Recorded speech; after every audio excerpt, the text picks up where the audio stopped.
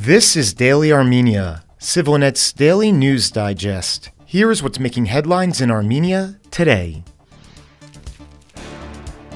Prime Minister Nikol Pashinyan continues to deliver his message to the United States that Armenia's dedication to peace and a balanced foreign policy is worthy of support, as he told the Atlantic Council think tank during a speech yesterday in Washington. According to him, Armenia's foreign policy is intended to level up and develop its independence and seeks to expand and diversify its international partners. Pashinyan stated his desire to open a new era in our relations with Turkey and Azerbaijan, noting a normalization deal with the latter is in reach if more political will can be shown. He noted that while negotiations are being carried out in a bilateral format between Armenia and Azerbaijan, the attention and support of the international community would be very useful in creating the right environment for achieving sustainable peace. John Herbst, the senior director of the Atlantic Council's Eurasia Center and a former U.S. ambassador to Uzbekistan and Ukraine who moderated the session, told Pashinyan, "To be frank but still diplomatic, I think the negotiations would be farther along if the authorities in Baku were as interested in a win-win peace as your government has been."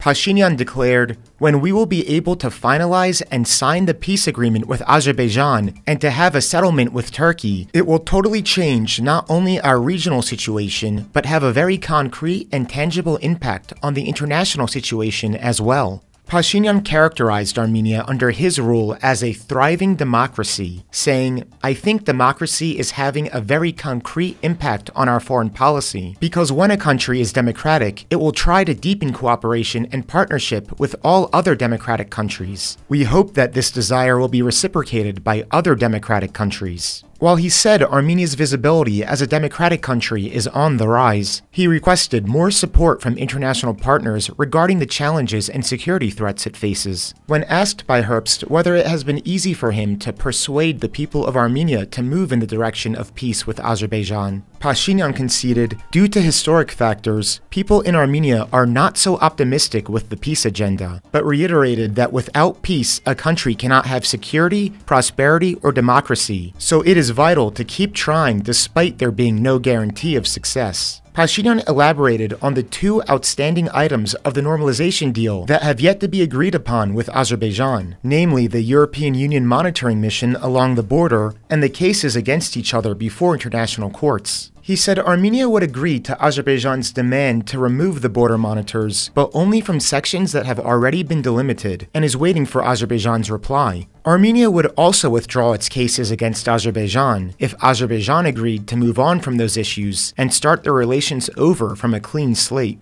The Atlantic Council is an influential, nonpartisan organization that supports the Western alliance of North American and European nations and opposes Russian global influence. The last 2 days of Pashinyan's visit will include delivering a keynote address at the International Religious Freedom Summit and attending the National Prayer Breakfast on Capitol Hill. The abandoned Arakelots Monastery in Armenia's Tavush region was included on this year's shortlist of Europe's most endangered cultural heritage sites, alongside 13 other monuments on the continent that might potentially receive preservation funding, Armenia's Culture Ministry announced yesterday. The program envisions implementing measures aimed at preserving and promoting the monument, including scientific research, ground improvement works, and the active involvement of local communities, the ministry stated. The shortlist was compiled by the Europa Nostra Civil Society Network and the European Investment Bank Institute, with 7 of the 14 to receive funding after a final decision expected this April. The selection process will consider multiple factors, including each site's heritage significance, cultural value, and current level of endangerment. The site's potential for promoting sustainable socio-economic development in the area is another crucial criterion in the selection process. As part of the preservation efforts, the program will focus on improving tourist trails leading to the monument, making the historical site more accessible to visitors while ensuring its protection for future generations. The Arakelots Monastery, built in the 13th century, is located just a mile away from the Azerbaijani border in the Tavush region. This section of the border was the first to be delimited after Yerevan and Baku agreed to define it based on Soviet-era maps last April. And finally, the SivilNet number of the day is 1100. That's the number of streets in Yerevan as of now, which have a total length of 593 miles. That's according to Yerevan's City Development Plan from 2024.